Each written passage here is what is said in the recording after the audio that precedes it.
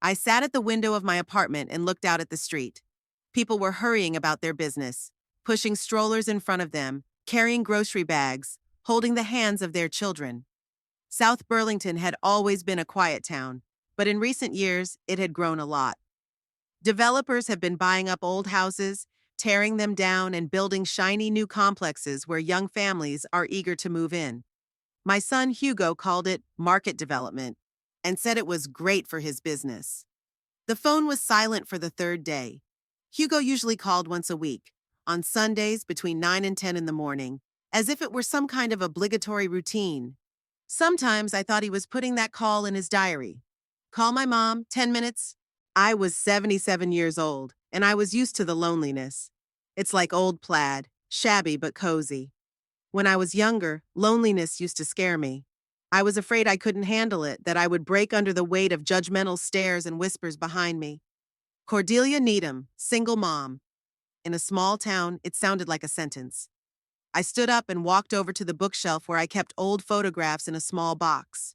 Hugo, still very young, with a wide smile and chocolate ice cream smeared all over his face. Hugo in his senior year of high school, serious and handsome, looking so much like his father it took my breath away. A father who never knew his son existed. I was a math teacher at South Burlington High School for 35 years. When I got pregnant by a visiting architect who was working on a new library project and refused to name the baby's father, the principal wanted to fire me. But there was a shortage of mathematicians, and I was a good teacher. I was allowed to stay on the condition that I would be a model of morality and everything else. I agreed. I had no choice. Raising a child alone was hard. I worked 2 jobs. I taught school during the day and gave private lessons in the evenings. I slept 4 or 5 hours a night, but I never complained. Hugo was a bright boy. He started reading early and showed an aptitude for math. I was proud of him. The kettle in the kitchen whistled, snapping me out of my memories. I made tea and went back to the window. Across from my house was a small park where mothers and children gathered. Sometimes I saw Lucy, my granddaughter, there with her friends. She never noticed me, and I never called her name. At 19, she would probably be embarrassed to admit that her grandmother was watching her from the window. The phone finally rang, and I flinched, spilling my tea in my lap. It was Diane, Hugo's wife. Cordelia, hello. Her voice sounded overly cheerful, which usually meant she needed something. How are you feeling? Fine, thank you, I replied, blotting the wet spot on my pants with a napkin. Great. Hugo wanted to talk to you, but he's at a home showing, so he asked me to call. We're having a family dinner Friday night, 7 o'clock. You're coming, right? I knew it wasn't a question. Family dinners were rare and usually meant there was an important conversation to be had. The last time was when Peter went to law school. Before that, when Hugo was promoted to partner in his real estate agency. Of course, Diane. Can I get you anything? Oh, no, nothing at all. She laughed as if I'd said something funny. Just be on time. We have important news. I said goodbye and hung up. I wondered what the news was. Could it be that Hugo had finally bought that house he and Diane had been dreaming about for the past 5 years? It was a bit humiliating for a realtor to still be renting an apartment, albeit a spacious one in a nice neighborhood. Hugo often complained that clients looked askance at a real estate agent who didn't own his own place. I sighed and opened my laptop. It was my little secret. No one in the family knew that in my 77 I was better at computers than many younger people. When I retired, I enrolled in a computer course at the local college. First out of curiosity, then out of necessity. I found that I enjoyed learning new things and soon became one of the top students in the group.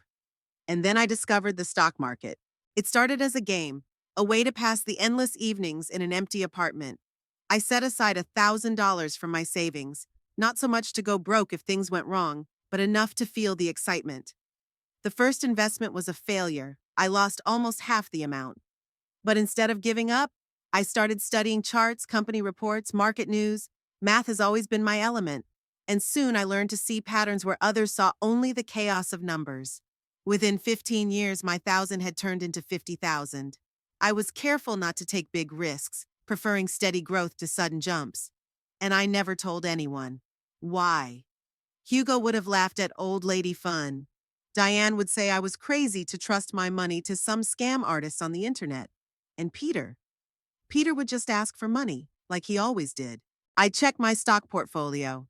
Everything was stable except for one position: the shares of a small biotech company that I had bought 3 years ago on the advice of an investment forum member. Back then, they were only $5 a piece, and I'd bought 1,000 shares after spending 5,000. Now the price had risen to $28 and kept going up. Something had happened, and I decided to find out what it was. A quick internet search revealed that the company had announced positive results from a clinical trial of a new drug for Alzheimer's disease. It was a sensation in the medical world, and the stock soared. I did some quick math. My 5,000 turned into 28,000. That's a nice profit. But my gut told me this was just the beginning. If the drug is really effective, the price could go up several times. On the other hand, if there were doubts about the results, the stock could plummet as fast as it had risen. What to do? Sell now and lock in a profit, or wait and take my chances? I closed my laptop without making a decision. I had time to think. Now I had to pack. I'd promised to babysit Lucy while Hugo and Diane went to some charity event. My granddaughter wasn't a child anymore, of course, but her parents didn't trust her to stay home alone in the evenings. "She's irresponsible," Diane said. "Unreliable," Hugo echoed her. I disagreed with their assessment. Lucy was dreamy, a little distracted, but not irresponsible at all. She just didn't fit the rigid standards her parents had set for her.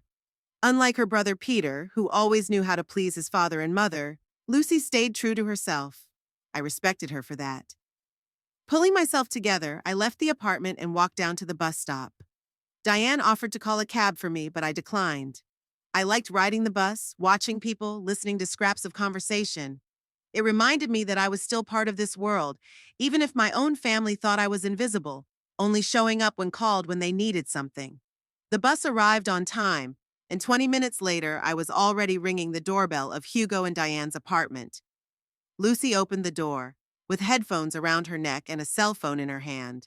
"Hi, Grandma." She pecked me on the cheek and stepped back, letting me inside. My parents were almost ready. In the living room, Diane was in the mirror in her new dress, and Hugo was on the phone, pacing back and forth across the room. "Mom," he ended the call and came over to me. "Thanks for coming. We won't be long, we'll be back at 11. "It's okay," I smiled. "Have fun." "Lucy." Diane looked at her daughter sternly. "No friends, no parties. You promised to study for your chemistry test." "Yes, Mom."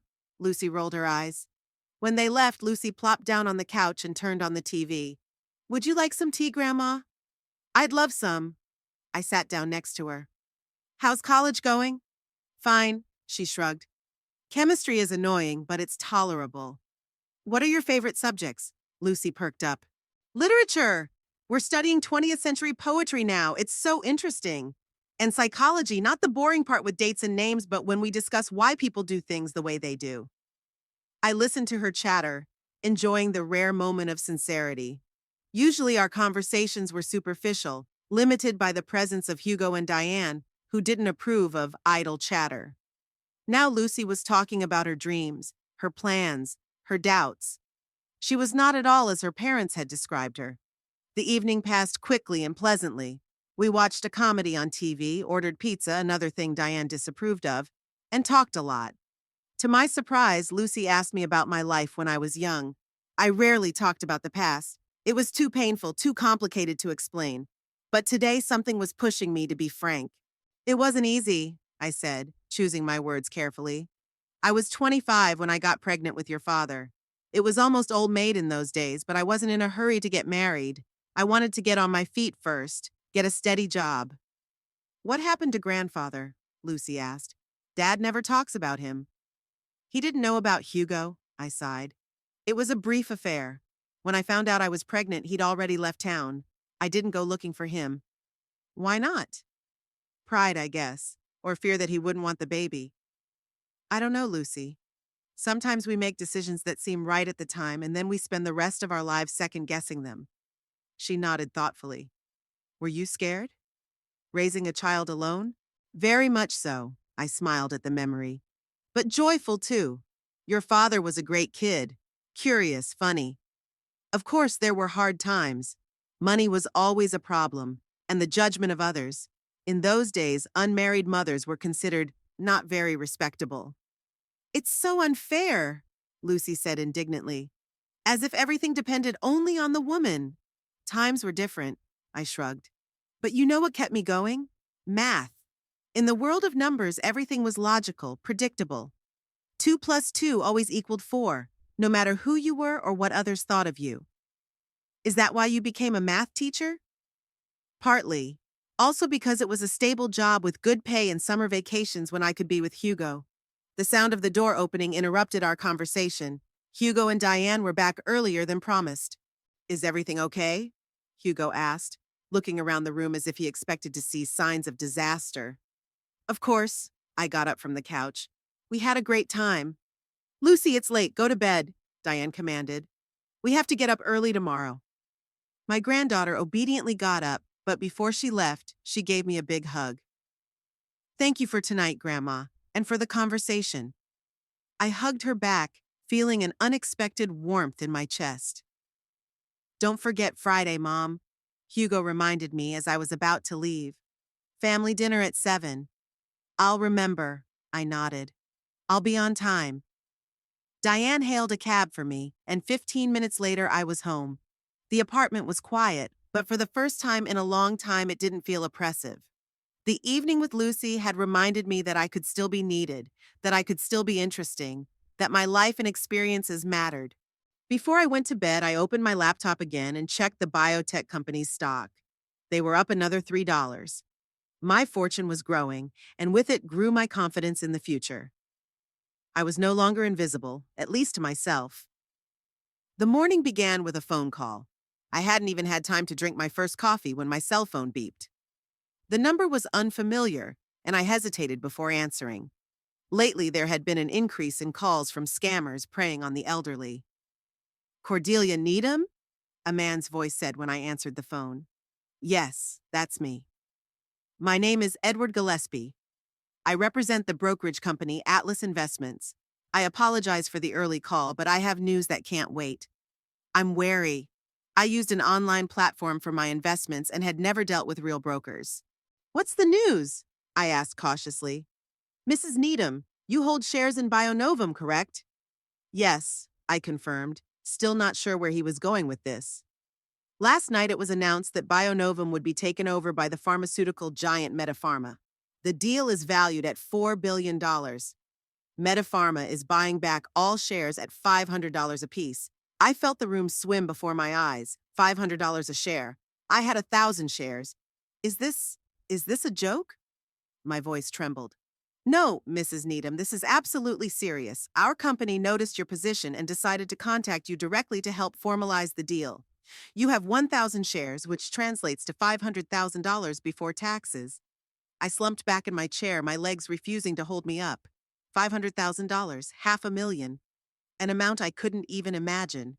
What? What do I need to do? I asked, trying to collect my thoughts.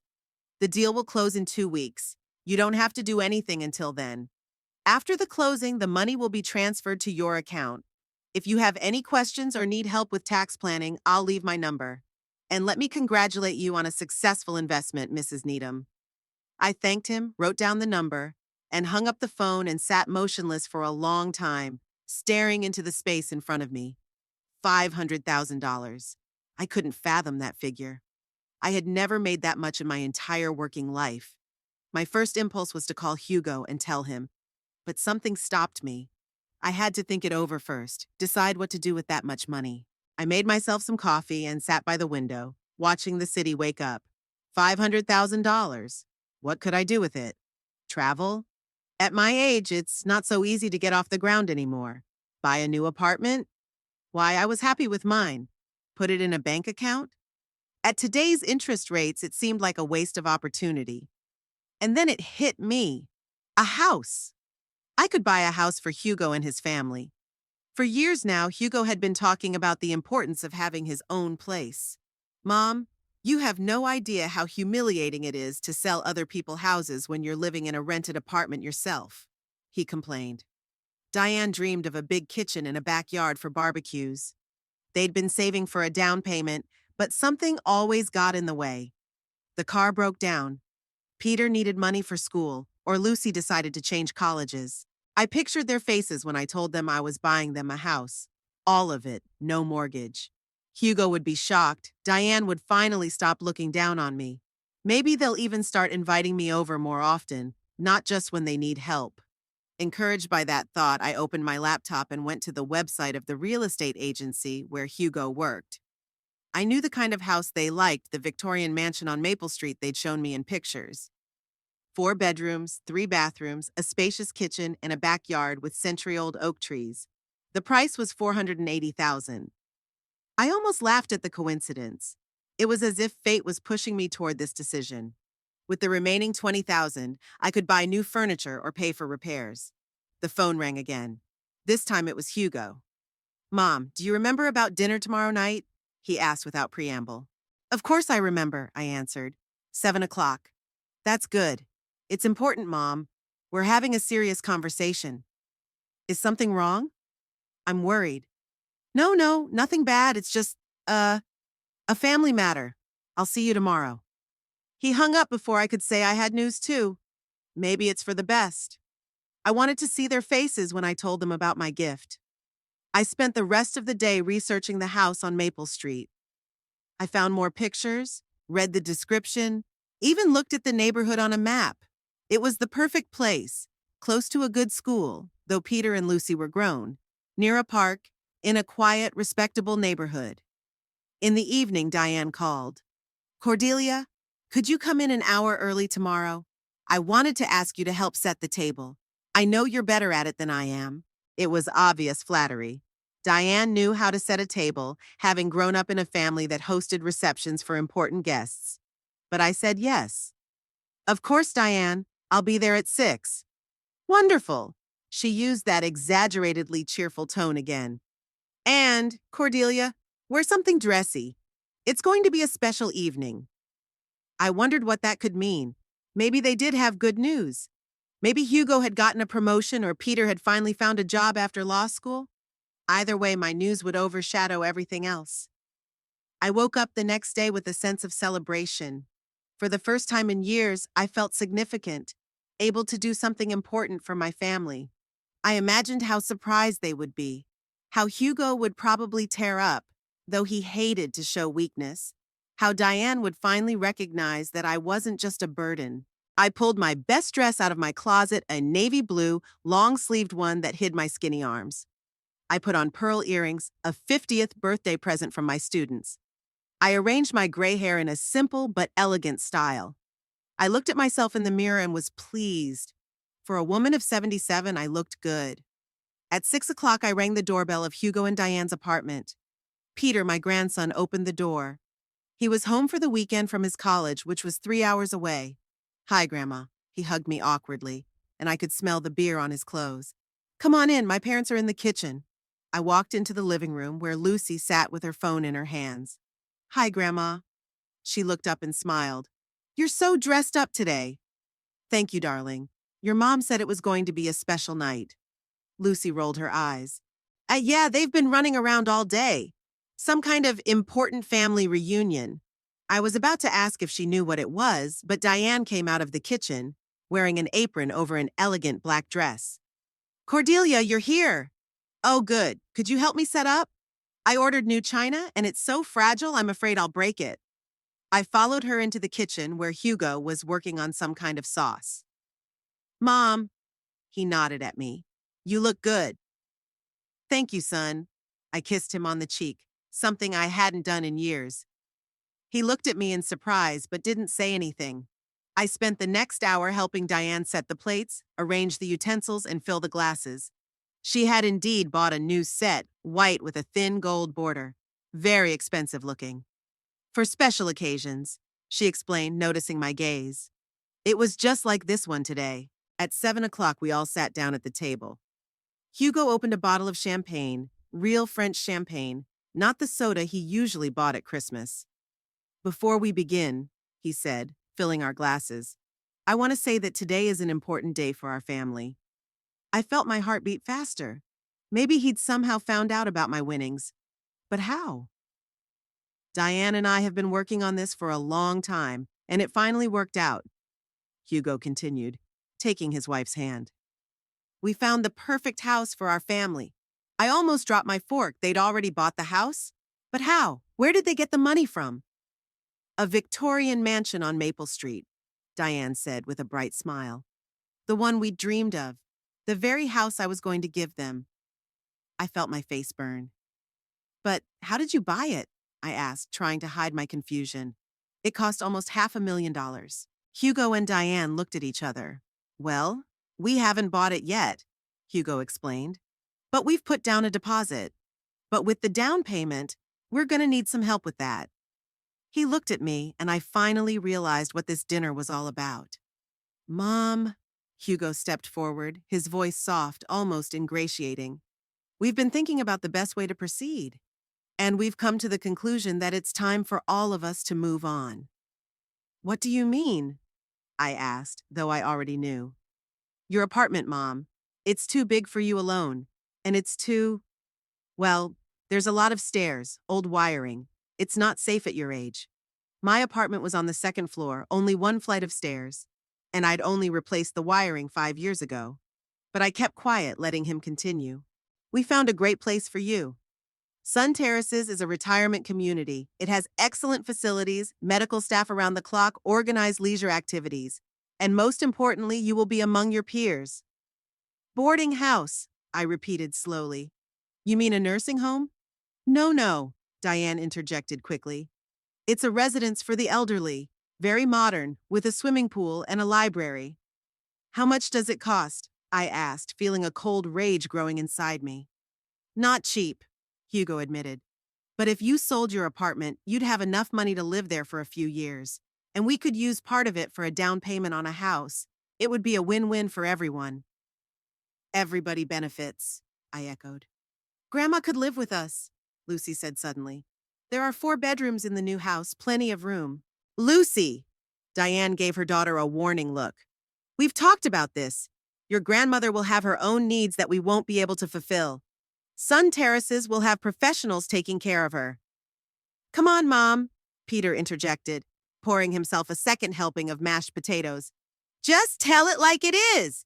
You don't want the old lady messing around in your fancy new house. Peter! Hugo shushed him. Watch your mouth. But Peter just grinned and continued eating. Mom? Hugo turned to me again, his voice even softer. We're only thinking of your welfare. You're 77. You're not getting any younger. What happens if you fall and can't make a phone call? Or forget to turn off the stove? Or, I'm still in my right mind, Hugo, I interrupted him. I'm perfectly capable of taking care of myself. No one's saying you're not sane. Diane put her hand on my shoulder. But age takes its toll. My aunt didn't want to move to a boarding house either, and then she loved it so much she wished she'd done it sooner. I looked at my son and his wife in silence. Everything was becoming clear. They needed my money, the money from the sale of the apartment to buy their dream house. And they wanted to send me to live out my days among other old people, out of sight, not to spoil the picture of their perfect life. Have you been to Sun Terrace before? I asked. Of course, Hugo nodded. We even picked out a room for you, overlooking the garden. A room, I nodded. Not an apartment.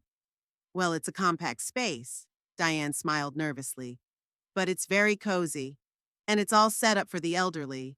The handrails in the bathroom, the nurse call button. How many people live in a room like that? I kept asking questions, even though I already knew the answers. You'll be alone, Mom.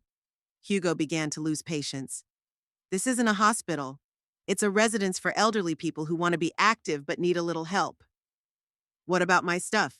Furniture? Books? Well, Diane hesitated. The room isn't that big, of course, but the essentials can be taken. What about the rest? We could sell it, Hugo suggested. Or we could store it in the basement of the new house, which you'll buy with the money from the sale of my apartment, I finished for him. There was an awkward silence. Peter hummed and poured himself more wine. Lucy looked down at her plate, avoiding my gaze. Mom, Hugo sighed, I know this isn't an easy decision, but think about the future, our future together. This apartment is your only asset. When you're gone, it'll still be ours. Wouldn't it be better to use that money now, when it could benefit the whole family? I wanted to laugh in his face. My only asset? If only he knew about the $500,000 that was about to drop into my account, about the money I planned to spend on them, the house they dreamed of. But I held back. Something told me this wasn't the time to reveal my cards. I need to think about it, I said, setting my fork aside. This is a big decision. Of course, Mom. Hugo visibly relaxed, thinking I was inclined to agree. But don't take too long. The owners of the house gave us a month to collect the down payment, or they'll sell it to other buyers. I understand, I nodded. Give me a week. A week? Diane was clearly not happy, but we wanted to start the paperwork on Monday. Diane, Hugo stopped her. Mom's right. She needs time. A week is a reasonable amount of time. The rest of dinner was spent in strained conversation about the weather, politics, and the latest news in town. Peter told a few stories from law school. Lucy reluctantly shared her academic success. But I barely listened. My mind was spinning with thoughts of the upcoming $500,000 and what I was going to do with it. When dinner was over, Hugo called a cab for me, despite my protests that I could take the bus. It's late, Mom. The buses don't run very often. Already at the door, Lucy caught up with me and whispered, Grandma, I don't want you to go to that boarding house. If you want, I can help you find another place to live. I hugged my granddaughter and kissed her on the cheek. Thank you, sweetie. But don't worry. I'll manage. At home, I couldn't sleep for a long time. It was like a kaleidoscope of images. Hugo and Diane planning to put me in a nursing home. Their hypocritical smiles and talk of, my good. Peter, cynical and straightforward, saying what the others tried to hide behind pretty words. And Lucy, the only one who genuinely cared about me. And the $500,000 that would soon be in my account. Money that could change everything. I got out of bed and walked to the window. South Burlington twinkled with lights at night. Somewhere out there on Maple Street stood the house Hugo and Diane had dreamed of. The house I was going to give them. Now I had other plans. I got a call this morning from Edward Gillespie of Atlas Investments. Mrs. Needham, I have good news. The deal is closing sooner than we expected. The money will be in your account by Friday. That soon? I didn't see that coming. Yeah, it's going faster than planned. MediPharma is rushing to close the deal by the end of the quarter. You'll just need to sign a few documents. I can have them couriered this afternoon. Okay, I agreed. I'll be home. After the conversation, I sat for a long time, thinking about the situation. It had been 3 days since the family dinner, and Hugo had already called twice, asking if I had made a decision. I told him I was still thinking, and he got more and more impatient. Mom, time is of the essence, he said during the last call. The homeowners have already gotten another offer. We might miss the chance. I knew the pressure would only get worse. On Thursday, Hugo invited me to another family dinner on Friday. We need to finalize things, Mom, he said. Diane ordered your favorite apple pie from that bakery on Church Street. Apple pie, my ass. As if dessert could tempt me to give them my apartment and spend the rest of my life in a compact room in a nursing home. The courier brought the papers at 2 o'clock in the afternoon. I scrutinized them carefully, reading the fine print several times. Everything was in order. After signing the papers, the money would be deposited into my account the following Friday. $500,000, minus taxes, but still a huge sum. I signed the papers and gave them to the courier. The deed was done. Now I had to decide what to do next. At first, I thought of just refusing their offer and leaving everything as it was. But the more I thought about it, the more I felt bitter and disappointed. My own son, whom I had raised alone through hardship and judgment, now wanted to send me to a nursing home to take possession of my apartment. How long had he been hatching this plan? How long had he and Diane been discussing how to get rid of his old mother? And what did they say about me behind my back? That I was a burden? An inconvenience? A problem to be solved? I pulled an old jewelry box out of the closet where I kept important documents. Among them was my bank's check booklet. I rarely used it. Most payments are done electronically these days, but it might come in handy now. I filled out a check for $500,000 made out to Hugo Needham. I signed it and put it in an envelope that I put in my purse. I hadn't decided if I was going to give it to him, but I wanted to be prepared. On Friday, I spent a few hours getting ready for dinner. I wore my best dress, a dark green one that accentuated my still green eyes. I styled my hair, even put on a little makeup, something I hadn't done in years. It was an important night, and I didn't want to look old and useless, but dignified. At 6:30, I was already at the door of their apartment. Diane opened the door wearing a simple black dress that I knew cost more than I spent on clothes in a year. "Cordelia, you look great today," she said with surprise. "Come on in, everyone's here." In the living room, Hugo was on the phone as usual. Peter was lying on the sofa staring at his phone. Lucy was sitting in a chair with a book, the only one actually doing anything worthwhile. "Grandma!" Lucy jumped up and hugged me. "You look amazing!" "Thank you, dear," I smiled at her. "I decided to make a special effort today." Hugo finished talking and came over to me. "Mom, it's good to see you." He gave me a brief hug. "Is everything okay?" "Yes, Hugo, everything is fine," I replied with a smile. "Good," he nodded. "Tonight we're finally going to dot all the I's and cross all the T's." Diane made an amazing dinner. "I'm looking forward to it," I said. Peter finally got off the phone and gave me a lazy nod. "Hi, Grandma." "Hello, Peter." I sat down next to him. "How's law school going?" "It's okay," he shrugged. "Boring, but okay." "Peter is in the top 10 of his class," Hugo said proudly. "He has a great future." "If I don't die of boredom sooner," Peter muttered, but quietly enough so his father wouldn't hear. Diane called everyone to the table. She'd really done her best. Roast beef, mashed potatoes, fresh salad, and of course apple pie for dessert, as Hugo had promised. The first 20 minutes of dinner passed in relatively peaceful conversation. Hugo talked about a new project, an apartment complex on the outskirts of the city, where his agency would be the exclusive sales representative. Diane shared her plans for updating the interior of their future home. Peter made occasional cynical comments, and Lucy was mostly silent, casting concerned glances at me. "So, Mom?" Hugo finally got to the main topic when dessert was served. "Have you made your decision?" I slowly set my fork aside. "I've given it a lot of thought, Hugo. He stepped forward. Diane froze beside him. "Tell me again about this nursing home," I asked. "Sun Terrace, right?" "It's not a nursing home, Mom." Hugo immediately corrected me. "It's a residence for active seniors." "Of course," I nodded. "Tell me more about it." Hugo enthusiastically began to describe the delights of Sun Terrace, the common spaces for recreation, the cultural program, the medical staff, the delicious and healthy food. Diane chimed in and added details. They had clearly rehearsed this speech. "And all this for how much a month?" I asked when Hugo paused. "About 4,000, he admitted grudgingly. "But if I sold your apartment, I'd have enough money to live on for a few years. And then, well, we'll figure something out." "What kind of something?" I asked straight out. "Mom, let's not talk about that right now. First, we have to decide about the house and moving into the residence." "How much do you expect to get for my apartment?" "At current prices, about 350,000, Hugo answered. "Your neighborhood is booming and demand is high. And how much of that money would go toward a down payment on your house?" There was an awkward pause. "We were thinking about 200,000, Hugo finally said. "That should be enough for a good down payment. The rest would pay for your stay at Sun Terraces." I did some quick math.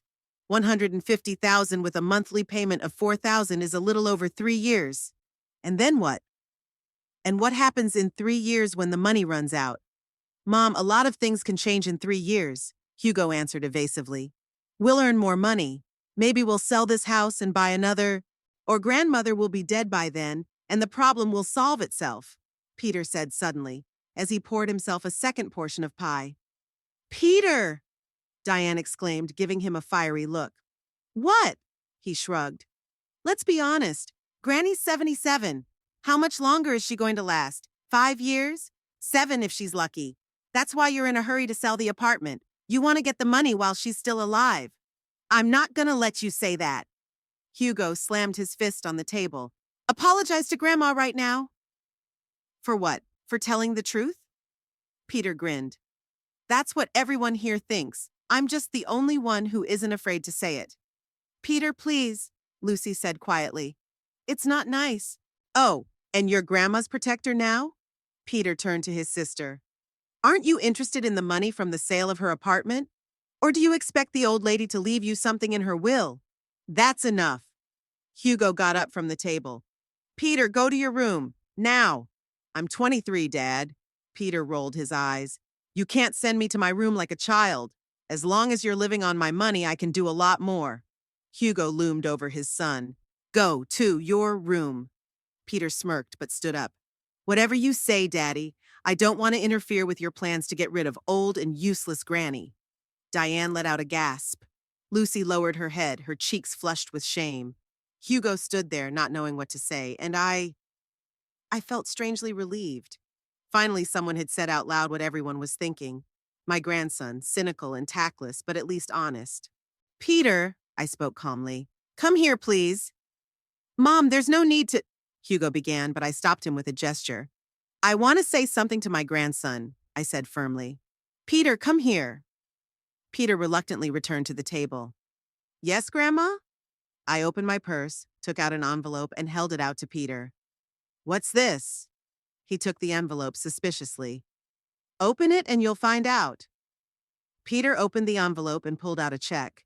His eyes widened when he saw the amount. What's $500,000? Is this a joke? No, it's not a joke. I shook my head. This is a real check for real money. Hugo grabbed the check out of his son's hands and stared at it. Mom, where did you get that kind of money? Is this a prank? Is it a fake? It's a real check, Hugo. I have $500,000 in my account. It's from the sale of some biotech stock I bought 3 years ago. Stock? Diane looked from me to the check and back again. What stock? Do you play the stock market? Not gambling, investing, I corrected her. 15 years now, quite successful as you can see. There was silence in the room. Even Peter seemed shocked. I was planning to give you a gift, I continued. To buy that house on Maple Street you've been dreaming of. All of it, mortgage-free. A surprise for Hugo's birthday. Oh my God, Mom. Hugo looked stunned. Why didn't you say anything? I wanted it to be a surprise, I shrugged. But now I have other plans. Other plans? Hugo asked, still holding the check. Like what? I plan to travel, I said. I've always wanted to see Europe, maybe Asia, Africa. I have enough money to do what I want and live the life I like. But what about home? Diane looked like she was about to cry. We put down a deposit. We could lose it. That's your problem, Diane. I smiled gently at her. You're adults. You'll figure something out. Maybe ask Hugo's parents for money. Oh no, I'm all he's got. And I was going to help. But now, as Peter said, I'm old and useless. I have no reason to waste money on people who don't appreciate me. Mom, that's not what Peter meant. Hugo tried to salvage the situation. He just said something stupid. We all appreciate and love you very much. So much so that you want to send me to a nursing home and take my apartment. I nodded. Yes, I can feel your love, Hugo. Grandma, Lucy spoke softly. I never thought you were useless. And I'm glad you have the money to fulfill your dreams. I smiled at her. Thank you, darling. I know you're not like them. Look, Mom. Hugo sat down next to me, his voice soft, persuasive. Let's forget all this talk about Sun Terrace. It's obvious you don't belong there. You're in great shape. You have a clear mind, and you're rich. That's amazing. We could think together about the best use of that money. Maybe we could buy a house, but a big one, so that you could have a place there. Hugo. I stopped him. Give me back the check. What? He blinked. The check. It's mine. I changed my mind. Hugo reluctantly handed the check back to me. I carefully put it back in the envelope. But Mom, Diane interjected, her voice trembling, you're not just going to leave, are you? What about us? A family has to stick together. Family, Diane? I looked at her. Where was this family when you were planning to put me in a nursing home? Where was this family when you were deciding what to do with my apartment? Where was this family for the last 10 years, when you only thought of me when you needed a free babysitter or a payday loan? Mom, that's not fair. Hugo shook his head. We've always taken care of you. No, Hugo. I got up from the table. You took care of yourself. And that's okay. Everyone does that. But don't cover up your selfishness with pretty words about family. So you're just going to leave us? Diane couldn't believe her plan was falling apart. After everything we've done for you?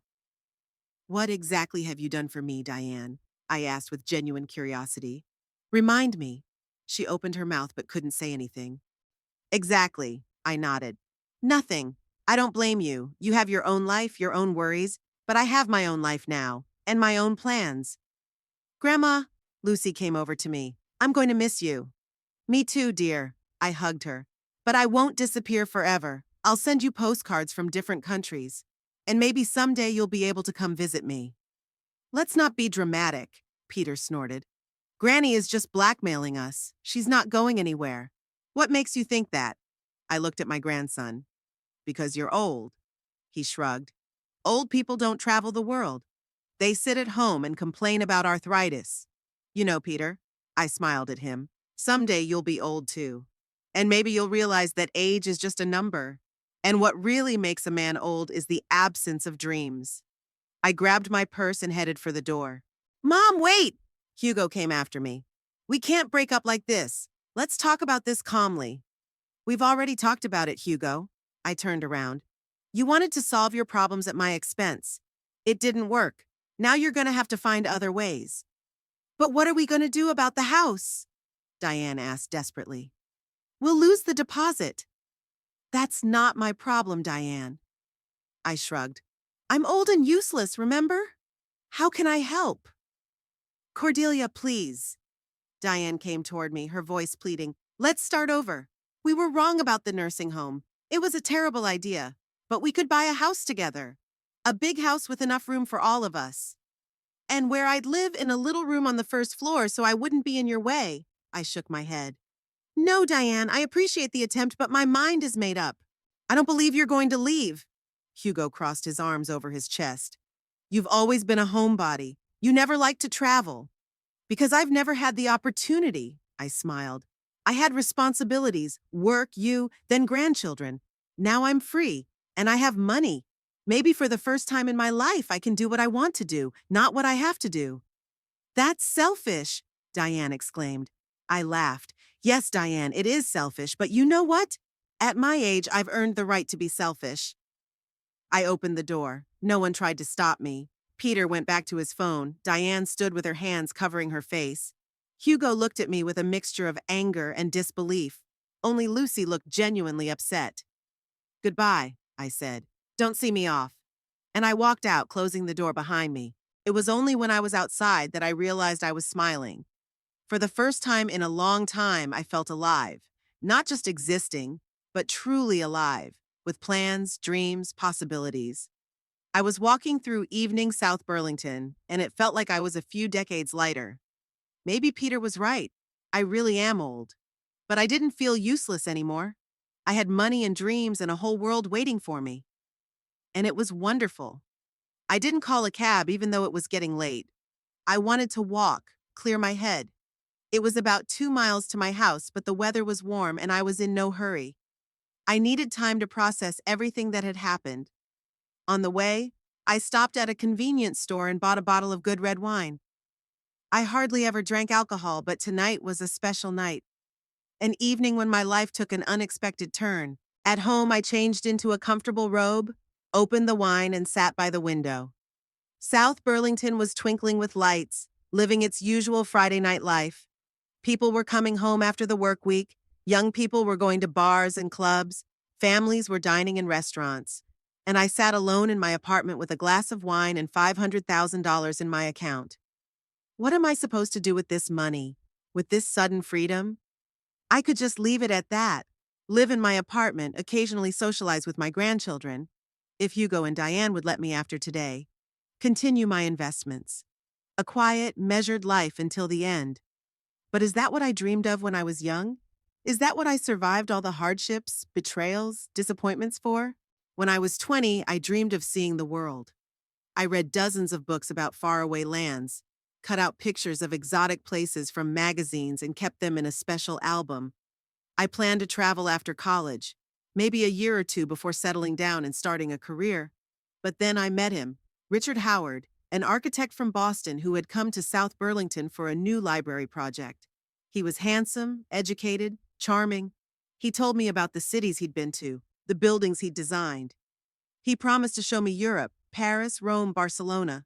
Our affair lasted only 3 months. When I told him I was pregnant, he disappeared. He just didn't show up for the meeting or answer his phone. A week later, I found out he was back in Boston. Another month later, a friend showed me a newspaper article about his wedding to the daughter of a prominent businessman. I didn't go looking for him. My pride wouldn't let me. I decided I could do it on my own. And I did. I raised Hugo, gave him an education, helped him get back on his feet. But my dreams of traveling remained dreams. Until now. Now I had money and time, no obligations, no need to take care of anyone. Just me and a whole world waiting to be discovered. I stood up and pulled an old box from the top shelf of my closet. It held things I hadn't pulled out in years: photos, letters, magazine clippings, my scrapbook of dreams. I opened it and began flipping through the yellowed pages. The Eiffel Tower at sunset, the Roman Colosseum, Venetian canals, Greek islands with white houses and blue roofs, Egyptian pyramids, India's Taj Mahal. Once these places seemed as unattainable as the stars in the sky. Now they were an airplane ticket away. I imagined waking up in a Paris hotel, walking out onto the balcony and seeing the Eiffel Tower in front of me, drinking coffee in a small cafe in St. Mark's Square in Venice. How I wander through the narrow streets of Barcelona, looking at Gaudi's bizarre buildings. But there was another dream, one that I never told anyone about. The dream of a house by the sea. A small, cozy house with a veranda overlooking the ocean.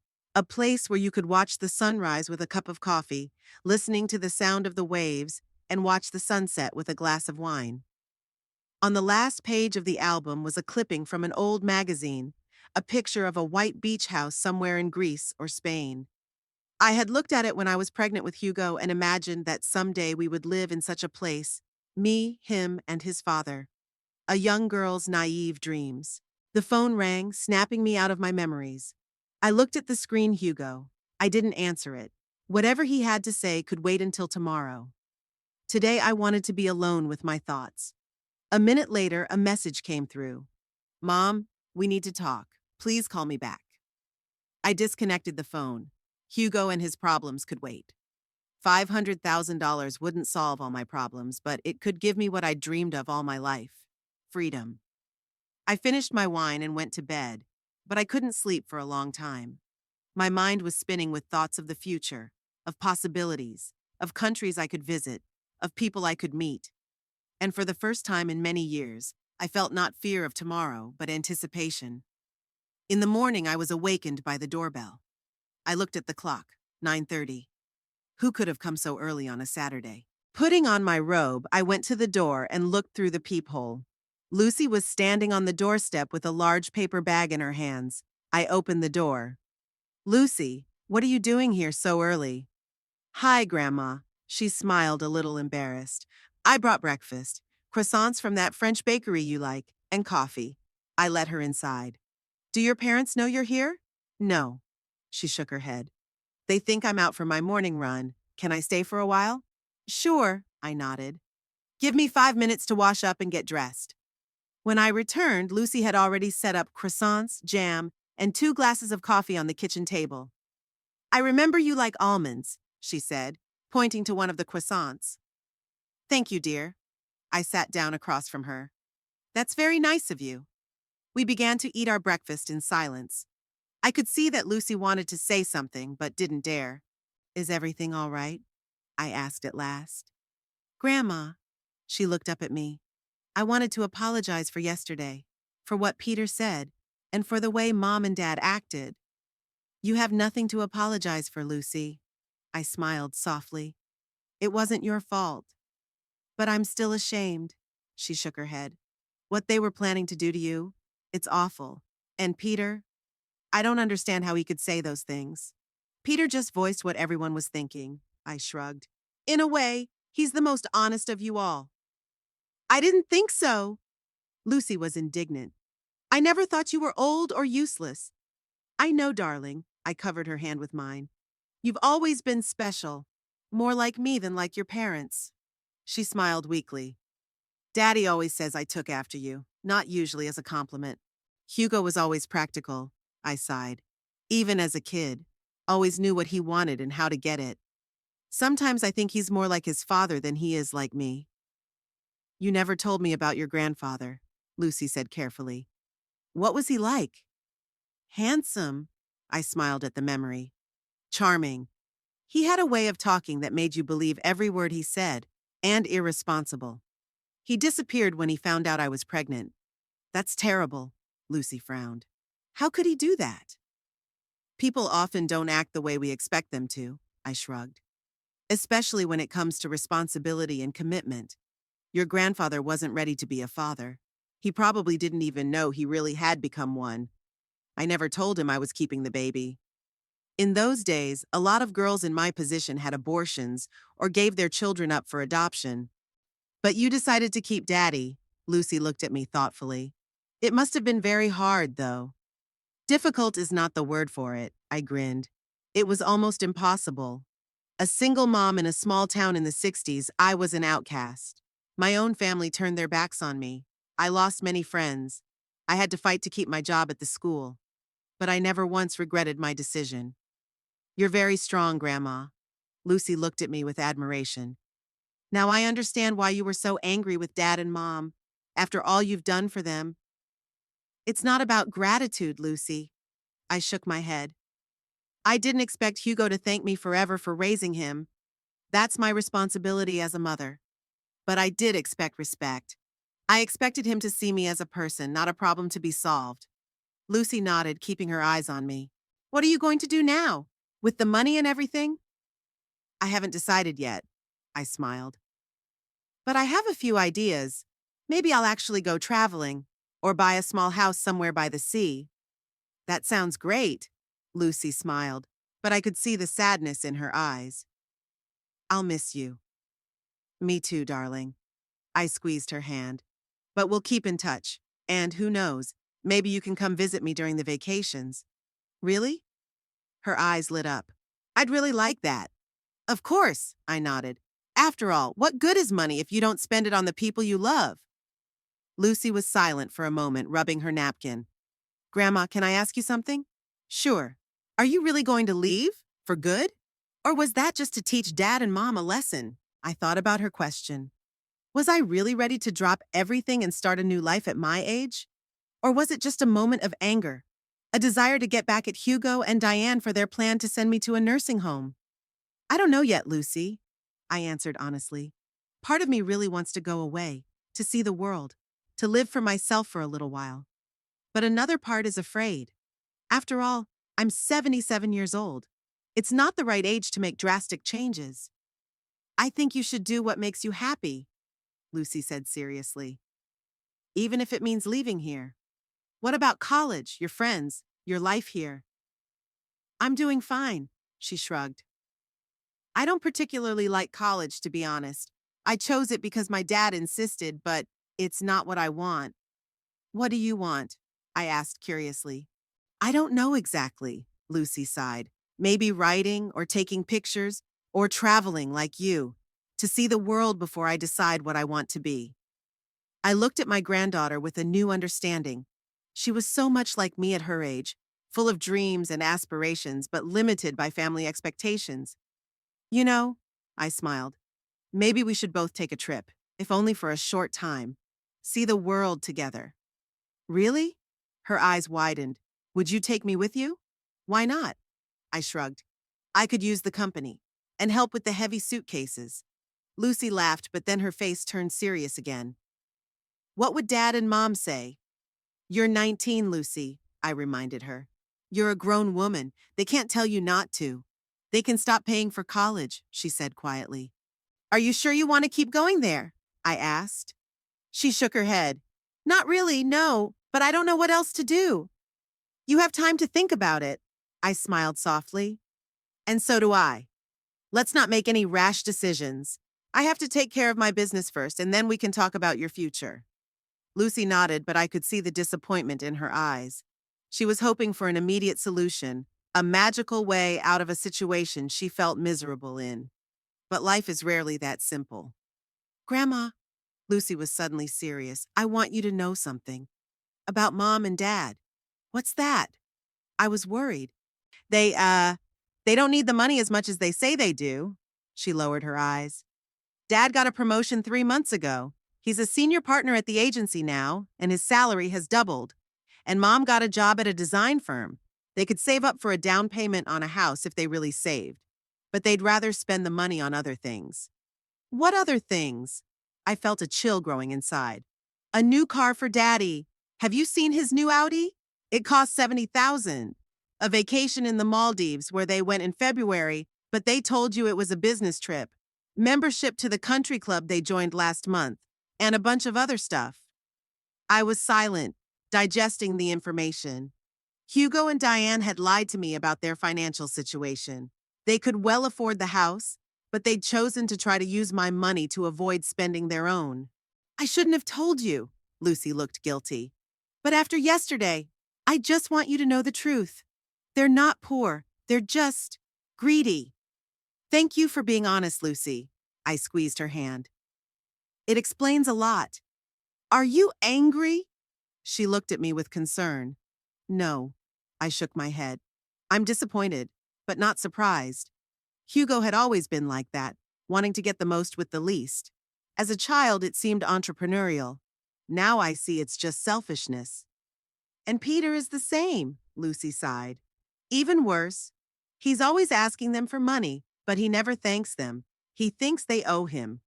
The apple of the tree, I smiled sadly. Children often take on the worst traits of their parents. I hope I'm not like that. Lucy looked at me with concern. No, dear, I stroked her cheek. You're not like that at all, and I'm proud of you. We finished our coffee, and Lucy started to get ready. I have to go, she said regretfully. My parents will be looking for me. Sure, I nodded. Thanks for breakfast. And for talking to me. Can I come to your place? She asked me at the door. Before you leave? Of course, Lucy. I hugged her. You're always welcome in my house. When she left, I went back into the kitchen and started clearing the table. The conversation with Lucy had given me a lot of food for thought. That Hugo and Diane had lied about their financial situation wasn't surprising, but it was disappointing, and made me wonder how much more dishonest they'd been with me. The phone I turned on this morning showed 7 missed calls from Hugo and 3 from Diane. Several messages asking them to call them back. I didn't bother to do that. I needed time to think about my next steps. I pulled out my old scrapbook again and started flipping through it. All these places, all these possibilities. Could I really start a new life at 77? Or was this just a fantasy, a way to escape reality? On the last page of my scrapbook, next to a picture of a house by the sea, I had once written a quote that seemed important to me at the time. It's never too late to become what you could have been. I reread those words and felt something inside me shift. Maybe it really is never too late. Maybe my life doesn't end at 77, but just begins a new chapter of it. I walked over to my computer and opened my browser. It was time to explore the possibilities I now had. It was time to make a new plan, not for Hugo, not for my grandchildren, but for myself. The decision didn't come immediately. I spent several days researching options ranging from traveling around the world to moving to another country. I looked at real estate websites in coastal towns, read reviews of senior travel destinations, and calculated expenses and possible income. Hugo continued to call every day, but I didn't answer. Instead, I sent him a short message. I need some time. Please don't bother me yet. He didn't listen, of course. He kept calling and texting, but I was adamant. On the 4th day after that memorable dinner, I made a decision. I would not leave South Burlington, at least not yet. This town had been my home for nearly 60 years. Here I knew every street, every alley. Here were my few friends, my memories, my life. But I wasn't going to stay in my apartment. It was comfortable, but too closely tied to the past, to years of loneliness, to waiting by the phone, to rare visits from my son and grandchildren. I decided to buy a house. Not a huge mansion like the one Hugo and Diane had dreamed of, but a small, cozy house with a garden. A place where I could spend time outdoors, grow flowers, have guests, if I ever had any. That same day, I contacted a realtor. Not from the Hugo agency, of course. A nice woman named Veronica listened to my wishes and promised to find several options. A garden, I emphasized, and preferably in the South Hill neighborhood. South Hill was the greenest part of South Burlington, with beautiful parks and quiet streets. The neighborhood was considered upscale, but not as expensive as North Heights, where the city's wealthiest families lived. 2 days later, Veronica showed me 3 houses. The first was too big and needed major repairs. The second was too close to the noisy road. And the third was exactly what I was looking for. It was a small, one-story colonial-style house built in the 50s but recently renovated. 2 bedrooms, a spacious living room with a fireplace, a cozy kitchen, and most importantly, a lovely garden with apple trees, flower beds, and an old gazebo covered with wild grapes. It's perfect, I said to Veronica as we walked around the house and garden. How much are the owners asking? 380,000, she said. But I think they'll settle for 360. The house has been on the market for 2 months. I'll give them 365 if they agree to a quick deal, I decided. No mortgage, full payment. Veronica looked at me in surprise, but quickly pulled herself together. I'll contact them today. The owners, an older couple moving to Florida, agreed to my terms. A week later, we signed the papers and the house was mine. The move took another week. I did not hire professional movers. I decided to leave most of the furniture in the apartment and sell it together with it. In the new house, I took only the things dearest to my heart: books, photos, a few antique items I got from my grandmother, and my favorite bed. The rest I bought new. For the first time in my life, I could afford to choose furniture without looking at price tags. It was a strange, unfamiliar feeling of freedom. In all that time, Hugo never found out I'd moved.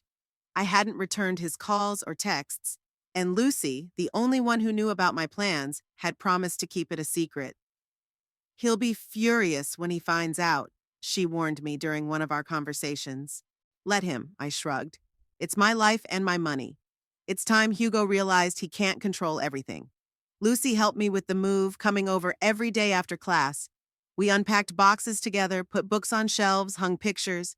It was a wonderful time to really get to know my granddaughter, to see what kind of person she is. Do you like college? I asked her one day when we were sorting kitchen utensils.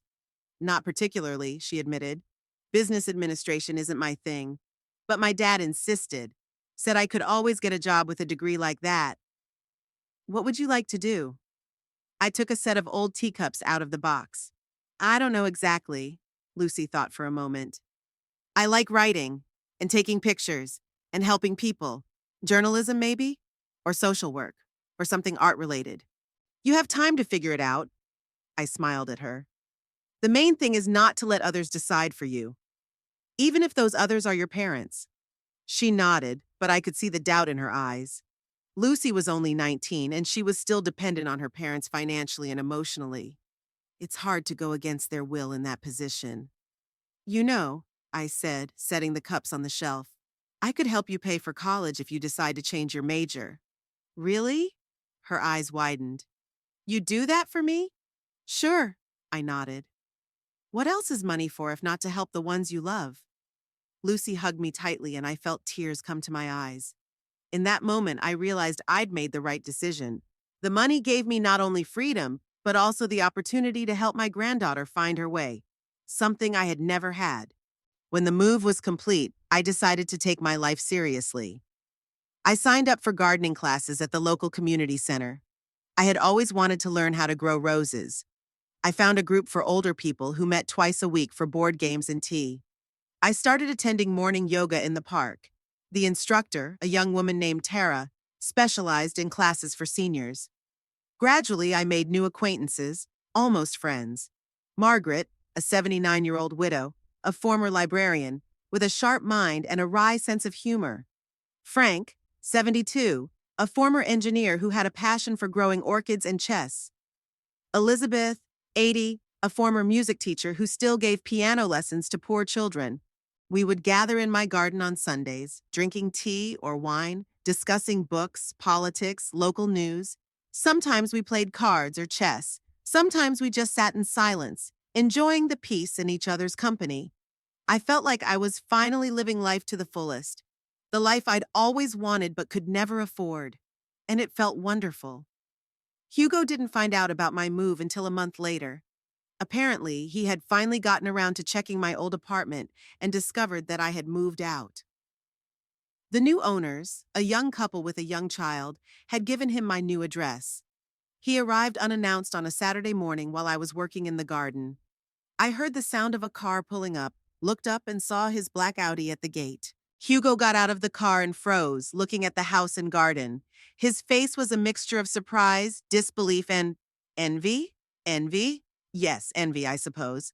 My modest house wasn't as impressive as the Maple Street mansion he'd dreamed of, but it was mine, all mine, no credit, no debt. Mom? He came to the gate. Is this really your house? I straightened up, shook the earth off my gloves, and nodded.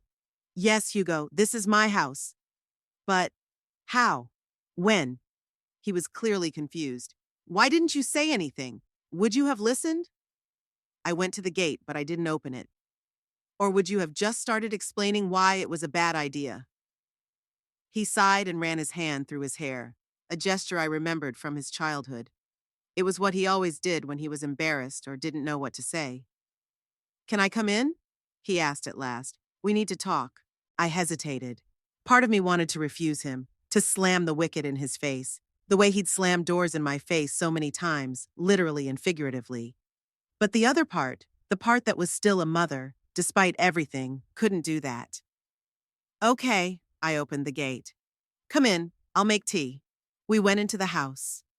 Hugo looked around with ill-concealed curiosity, noting the new furniture, the paintings on the walls, the fresh flowers in vases.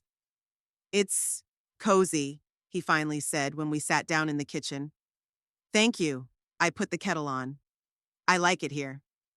Did you sell the apartment? He asked bluntly. Yes, 2 weeks ago. I took out the cups. The same old ones with the blue pattern. To a young couple with a baby. They're very nice. How much did you get for it? Hugo was never very tactful when it came to money. Enough, I wasn't about to tell him my financial affairs. Why? I just wondered. He tried to smile, but it was unconvincing. I'm a realtor, after all. Professional interest. Of course, I nodded, pouring tea. Only professional. We talked for a while. Hugo was obviously uncomfortable, not knowing how to start a conversation. I wasn't going to help him. Mom, he finally said, I wanted to apologize for that dinner, for everything that was said, especially about Peter.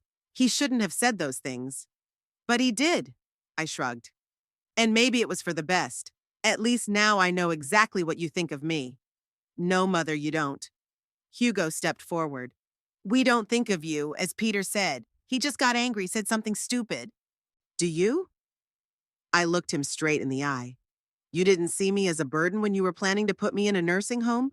Didn't see me as just a source of money for your new home? Hugo looked away, and that was more eloquent than any answer. We thought it would be best for everyone, he muttered. Sun Terraces is a good place. It has everything you need. Hugo, I interrupted him. Let's be honest. You wanted the money from the sale of my apartment, that's it. You don't have to justify your concern for me. He was silent, staring into his cup. Then he looked up, his eyes a mixture of shame and stubbornness. Okay, Mom. Yes, we needed money. We wanted to buy a house. But that doesn't mean we don't care about you. That's a strange way to show concern. I shook my head, sending me to live out my days among strangers, taking my money and using it for your own pleasure. Mom, please, Hugo sighed. I've come to make peace. We all miss you. Diane asks when you're coming over for dinner. Lucy talks about you all the time. Even Peter's been asking where you are. Really? I raised an eyebrow. And what exactly did he ask? Hugo hesitated. Well, he wanted to know where you were and what was wrong with you. And he also wanted to know what happened to my money, right? I smiled, seeing his face change. Don't lie to me, Hugo. I know you too well. Okay, he sighed. Yes, Peter asked about the money. But that doesn't mean we're not worried about you. I believe Lucy is worried, I said softly. She visits me often, helped me with the move. We talk a lot. Lucy came here? Hugo frowned. She didn't say anything. Because I asked her not to, I sipped my tea. I wanted to settle in first, before I confronted you and your concerns. What concerns? That I can't do this on my own. That I need help. That I'm too old to live on my own. I listed all the arguments he must have prepared. That I should think about the future and how to manage my money. Hugo blushed. I've hit the mark. Mom, I'm just worried about you, he said finally. You're 77, living alone in a house this big. This house is smaller than my old apartment, I said. And it doesn't have the stairs you were so worried about. One floor, wide doorways, non-slip bathroom floor. I've thought of everything, Hugo. But still, he wouldn't give up. What if you get sick or fall? Who's going to take care of you? I have a panic button. I pointed to a small device on my wrist. One press and medical help will come. I'm not helpless, Hugo. And I have friends who check on me every day. Friends? He looked surprised. What friends? New friends, I smiled. Margaret, Frank, Elizabeth. We go to yoga together, play chess, discuss books. This Wednesday we're going to a concert in the park, and next Sunday we're having a picnic here in the garden. Hugo looked at me as if he was seeing me for the first time. Maybe he was. Perhaps he had never seen me as a person, with my own desires, interests, abilities. To him, I had always been just Mom, a figure with certain functions, not a living person. I didn't know, he said quietly. I thought you were lonely. I was lonely, Hugo. I nodded. For a very long time. But that's all changed now. We were silent again. Hugo finished his tea and set the cup on the table. Mom, he said uncertainly, I know you're angry with us, and you have a right to be, but we're still a family, and we'd like you to be a part of our lives. On what terms, Hugo? I asked you straight up. What do you want from me? He sighed, clearly not expecting such a question. Just be our mom and grandma, to come over for family dinners, see the grandkids. That's it? I raised an eyebrow. Nothing more? Hugo lowered his eyes. Well, we still want to buy that house. We've put down a deposit, but we don't have enough for a down payment. The bank wants $200,000, and we only have $120,000. I was thinking, maybe you could help? As a loan, of course. We could pay it back with interest. That's it. The real reason for his visit, not caring, not wanting to reconnect, money, always just money. Hugo, I sighed. You're making more money than ever. Diane works too. You have a new car, a country club membership, a vacation in the Maldives, and you're asking me for money? His eyes widened. Did Lucy tell you? Does it matter? I shook my head. What matters is that you're lying to me again. You're pretending that you're having financial difficulties when really you just don't want to spend your money. Mom, it's not that simple, Hugo began to justify himself. We have obligations, expenses. Everyone has expenses, I interrupted him. But most people live within their means. If you can't afford a $500,000 house, buy a $300,000 house, or keep saving, or stop spending money on country clubs and exotic vacations. But you don't need that money anyway, he suddenly blurted out. You have plenty. You've bought a house, you've furnished it, you've probably got plenty left over. And we're your family. Who else are you going to leave it to? I looked at my son and saw a little boy who always wanted more. More toys, more sweets, more attention, who was never satisfied with what he had. Hugo, I said calmly, I'm not giving you money for a house. Not as a loan, not as a gift. But why not? He looked genuinely puzzled. You were going to buy us a house. You said so yourself at dinner. Yes, I was. I nodded. Before I found out you were planning to put me in a nursing home. Before your son called me old and useless. Before you lied to me about your financial situation. Now I have other plans for that money. What plans? Hugo frowned. What are you going to do with it? Live, Hugo, I smiled. Travel. Help those who are truly in need. Maybe start a scholarship for students from low-income families, or support an animal shelter, or just enjoy life while I have it. But that's not fair. He jumped up, knocking over his cup. That money should stay in the family. It should help your grandchildren, your son. My grandchildren I will help, I said firmly. Lucy wants to change her major in college, and I'll pay her tuition. I'll help Peter too if he really needs it. But you, Hugo, I'm not giving you a dime for this house. You earn enough to provide for yourself. He stood with his fists clenched, and I could see anger and calculation struggling in him. Anger pushed him toward scandal, toward accusations, perhaps even threats. Calculation suggested that such behavior would only push me away permanently, and then he'd get nothing. Calculus won out. I understand, he said finally, taking a deep breath. You have the right to use your money as you see fit. I was just thinking, never mind. He sank back into his chair and began wiping up the spilled tea with a napkin. I'm sorry about the mess. It's okay. I got up and fetched a rag. It's just tea. We cleaned up the puddle in silence. Hugo looked depressed, but I knew it wasn't because of the tea or even my refusal to give him money. He was worried about losing control. Over me, over the situation, over the future. Hugo, I sat down across from him.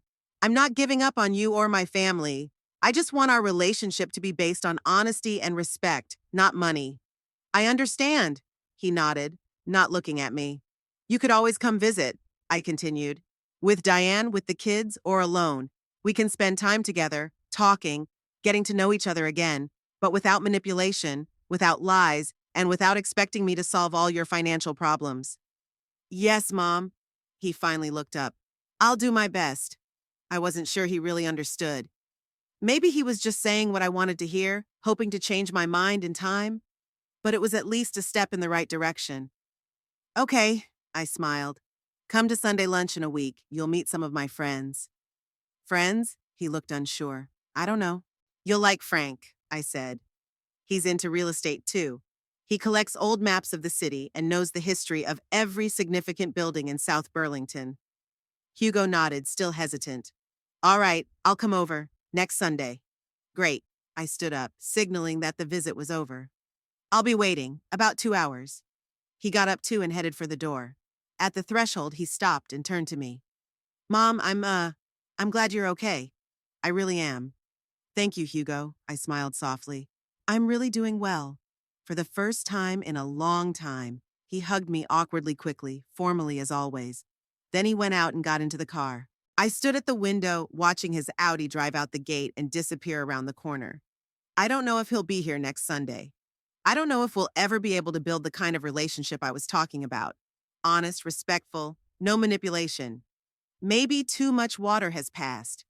Perhaps we are two different people with different values. But I left the door open, and that's all I could do. I went out into the garden and continued my work with the roses, which was interrupted by Hugo's visit. The sun warmed my shoulders, and a light breeze carried the scent of jasmine from the neighbor's fence. Somewhere in the backyard, a bird sang.